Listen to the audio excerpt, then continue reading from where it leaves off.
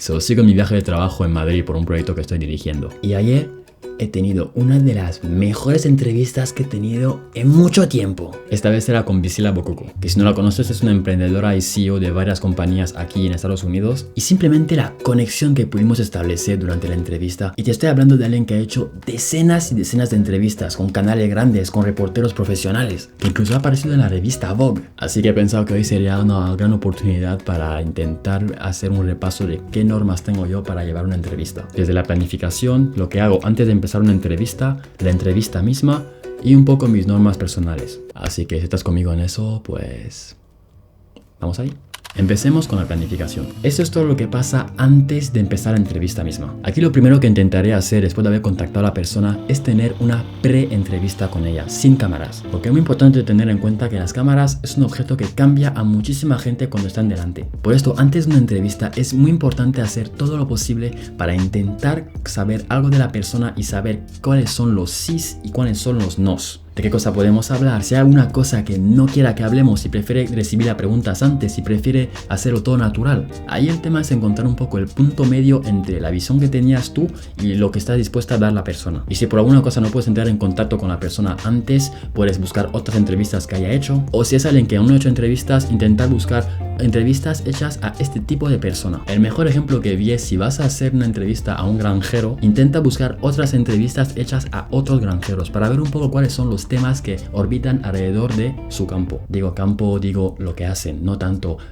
Bueno, muy importante estudiar el lugar. Siempre que sea posible, intenta ya saber de antemano cuál será el lugar en el que estaréis. Y un poco cómo es, porque esto es lo que va a condicionar muchísimo cómo va a ir toda la entrevista. Si por ejemplo el lugar está en el centro de la ciudad, cuánto de ruidoso está a la hora en la que estaréis. Si es un lugar que está muy condicionado por la luz natural, cómo estará el sol en el cielo en la hora en la que estaréis. El tiempo de este día, cuántos enchufes habrán disponibles. Cosas así que te hacen luego averiguar más o menos cuánto de material tendrás que llevar. Por ejemplo, una herramienta que tengo que me ayuda muchísimo, sobre todo con el tema del sol, es tener una aplicación que me dice en qué punto estará el sol a diferentes horas del día. Esta se llama SunPads, es una aplicación gratis en la que simplemente apuntas al cielo, igual cueste ver un poco, pero si ves en la esquina por ejemplo me está diciendo a diferentes horas dónde estará el sol. Cualquier herramienta o información te vale para saber cómo estará el lugar en el momento de la entrevista, porque lo más posible es que tengas solo una oportunidad. Muy importante decir siempre cuánto de tiempo aproximado tendrá la entrevista, tirando a lo alto. Yo generalmente intento siempre aproximar el tiempo tirando con unos cuantos minutos más de seguridad. Es decir, si tengo previsto que una entrevista dure media hora, intento decir 3/4 de hora, porque nunca sabes cuándo una cosa puede pasar y cuándo algo se va a retrasar. Así que si dices 45 minutos y termináis antes,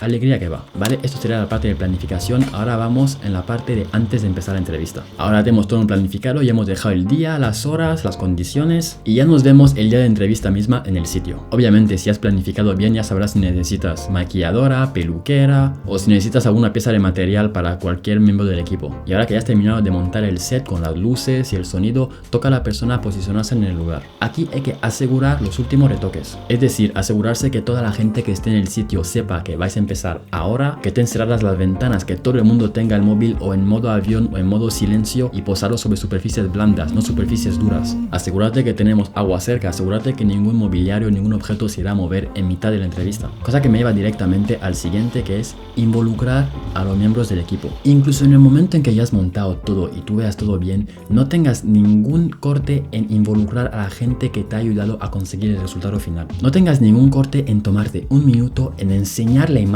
a los miembros del equipo. Enséñalo a la maquilladora a ver si ve alguna cosa que modificar. Enséñalo al técnico de luces a ver si hay alguna cosa que él vea que se pueda mejorar o si lo ve bien. Y muy importante, y esto no lo he visto muchas veces, enseña la imagen a la persona que está sentada delante de la cámara. Aunque no entiendan de cámaras, no necesitas explicarle cada ajuste que se ha hecho. Simplemente enséñale la imagen y pregúntale, ¿qué te parece?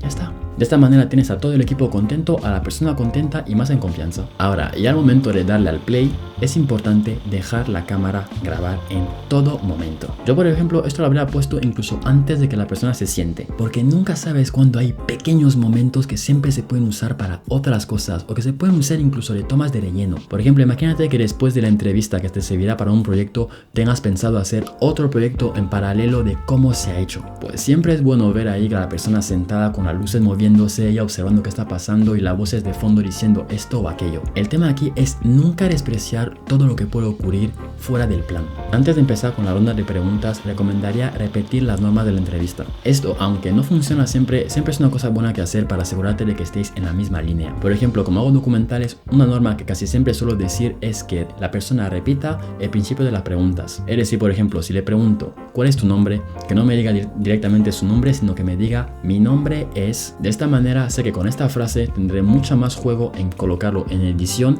ya que mi voz no aparecerá. Y eso es muy importante y eso lo he notado de muy mala manera. Al momento de empezar una entrevista, no enseñes que sabes demasiado de la persona. Es decir, cuando vas a tener una entrevista con alguien, cuando vas a saber de ella, tienes que dejar como esta pequeña ilusión de descubrirla por primera vez. Aunque es necesario, antes de la entrevista, hacer los deberes, estudiar a la persona, ver qué es lo que ella ha hecho y todo, al momento de la entrevista no vayas haciendo las preguntas ya con todos los datos encima como si ya supieras todo, porque al final la persona puede preguntarse, pues entonces si ya sabes todo, ¿por qué me necesitas aquí? Así que, aunque sepa de la persona, simplemente intentaré decir los datos más esenciales para guiar la conversación.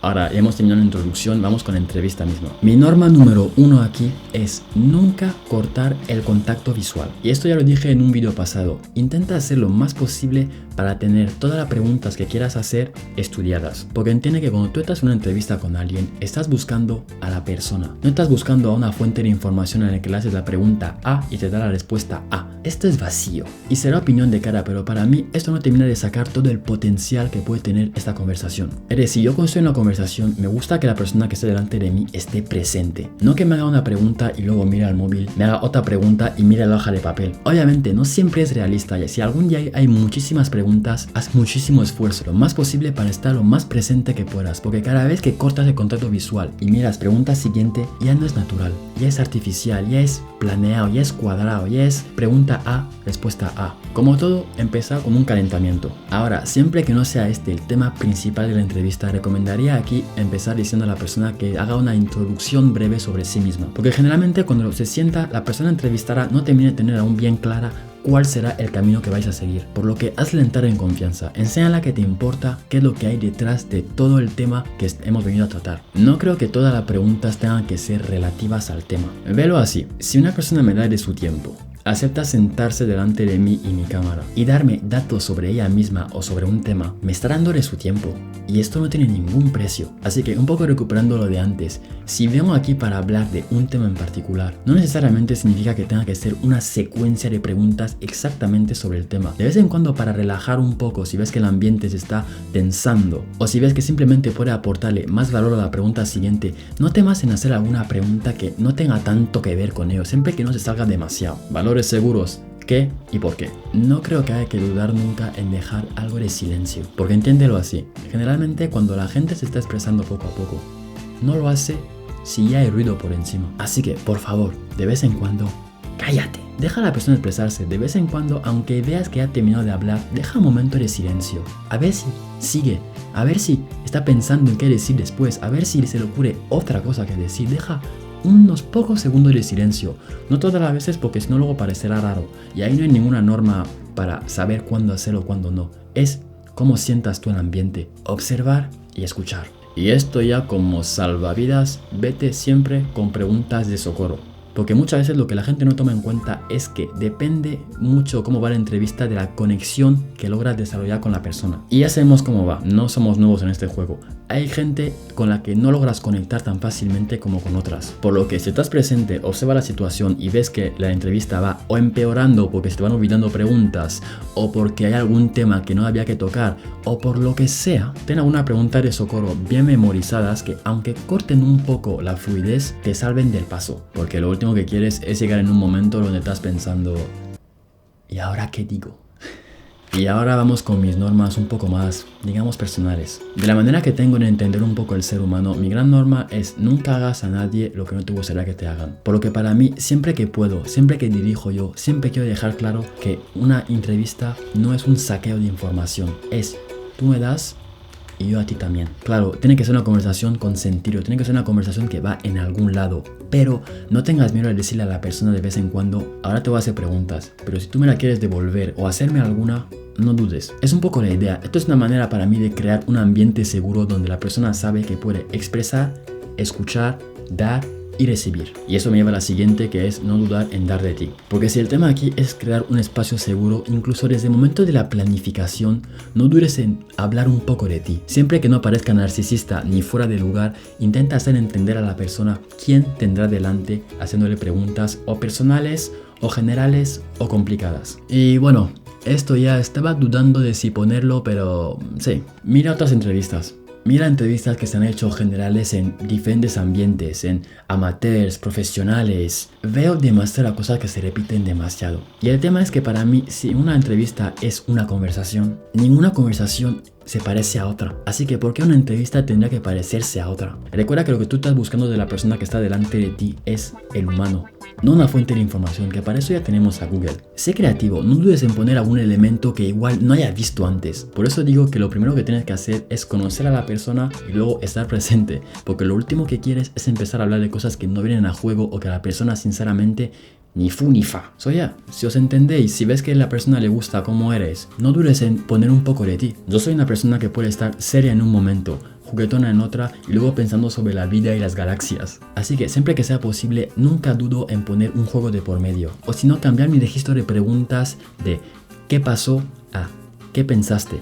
¿Qué sentiste? Hacer entender a la persona que lo que buscas es su visión de las cosas. Y esto básicamente sería un poco lo que me pasa por la cabeza cuando voy a entrevistar a alguien.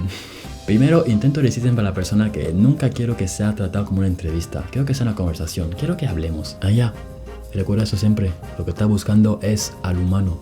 No estás buscando una fuente de información. Así que, como siempre, muchas gracias por estar aquí conmigo hoy. Y sí, te veo en los próximos.